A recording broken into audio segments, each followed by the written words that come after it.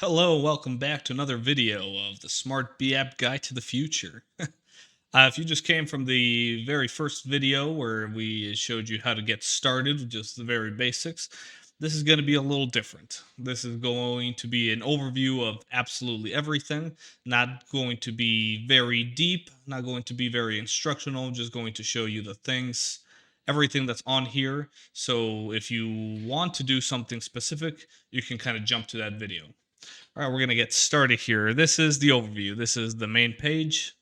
You got your averages. This is what the graph will look like once you get going. You're going to see your ups, your downs, anything that's happening. You can zoom out and in. If you click on the month, you'll be able to change it to see your graph through the different months, starting on February 1st, going all the way to the 28th.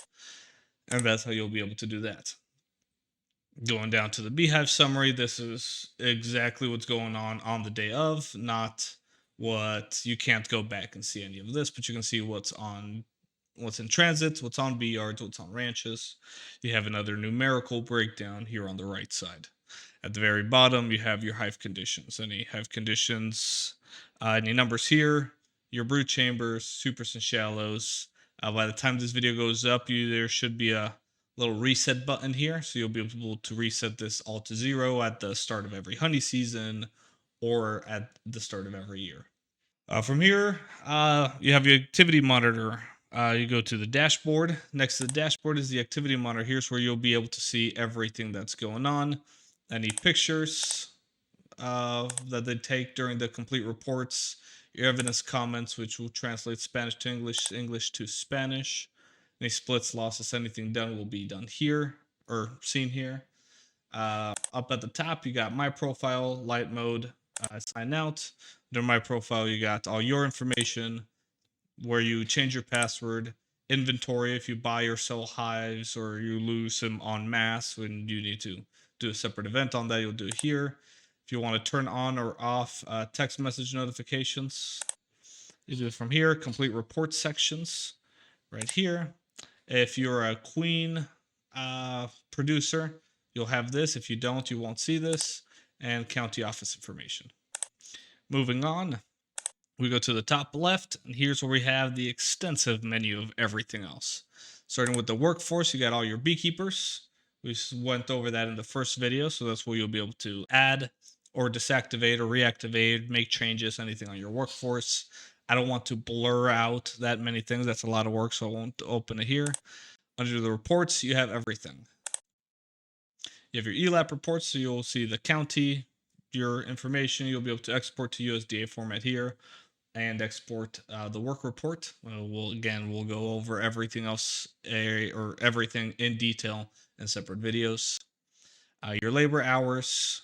This is the start of the week, so we have nothing. So we can go to the last week to see the labor hours.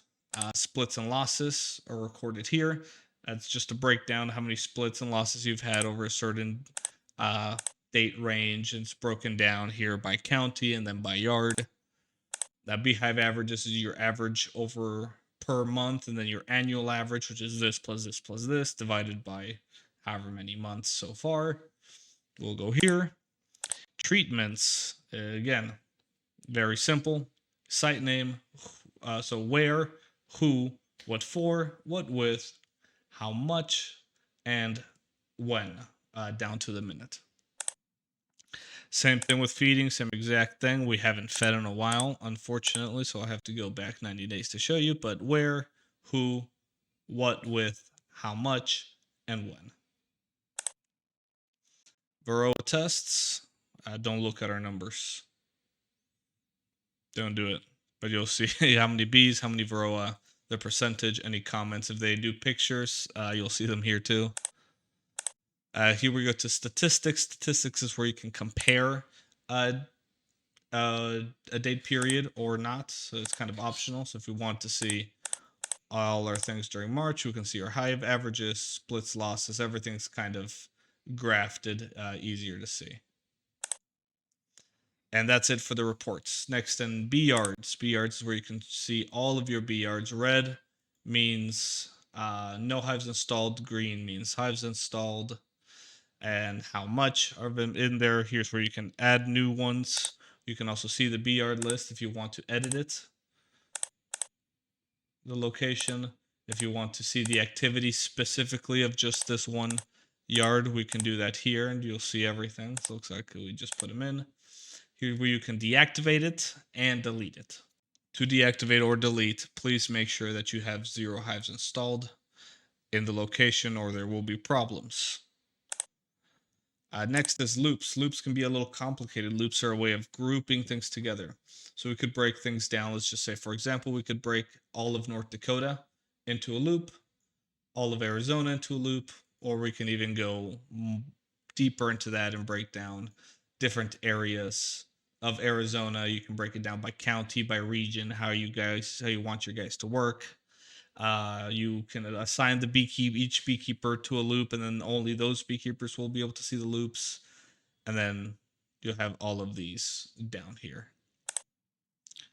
Growers. Growers is where you come to do your ranches. So any pollination, anything you got going on, you'll see them here. So if you're doing your own in California, you'll have a big old blotch over there. We're doing a few watermelon. So that's where you'll see them here. Just very simple. Here's where you'll add them. Again, new record. You pick a farm company, name it something. You can start with the county or your location or not. Moving on. Expense manager. Here's where you do all of your expenses. Here's you set up your expense cards just by the last 4 digits. So we're not taking any of your information. It's only asked for the last 4 digits, and then you assign it to one person. So you click here, you put the 4 numbers, doesn't let you do anything else. Attach it to somebody, connect it to your QuickBooks account. Same thing, expenses is where you'll actually see everything that's been spent. Again, everything is by period of time, so you can extend this out and see how much everything is spent. You can see all your things over here, who, how much, what for, when. Here you'll see the receipts themselves. Got to talk to that guy about taking better receipt pictures.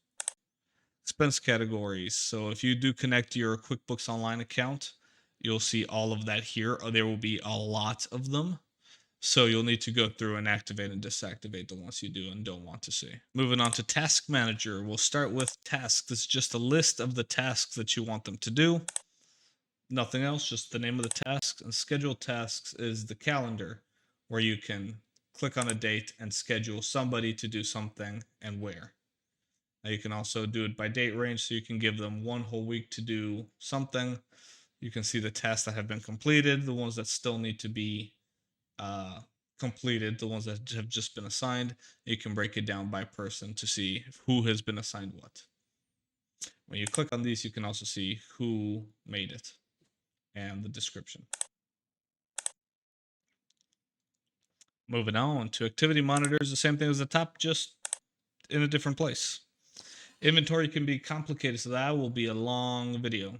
But you'll set up your warehouses, categories, unit of measurements, the products themselves, and then you'll finally have your product stock. That one we'll go over completely in another video, just letting you know it's there for now. Treatments is easy. The name of the treatment doesn't matter what you're treating with, doesn't matter what you want to call it, it's all up to you. You put on your new record, you say whatever you want to call it, as long as everybody in your company knows what it means. That's all that matters. Next, we go on to Queen Bee. Queen Bee is for queen breeders. There'll be a whole separate video for queen breeders specifically. If you don't breed queens, you won't even see this. Next, vehicles. Vehicles, you have all the list of your vehicles in your company, the name, and whether they're active or inactive. If you click on here, you can change a couple of things, how the name, the initial odometer, and how often you want the service done. So, if we want an oil change,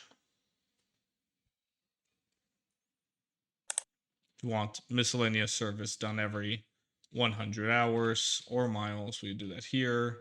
Save, remove, all of that. Again, everything we'll go through later. Live activity is possibly my favorite. So as the workers go through, you can ask them to change the color of a yard. So if you want to see kind of your map move or change as all the activities going, you can go from red and green and yellow to everything be blue as you're treating. And second row, second time you treat, you can change it all to brown or purple.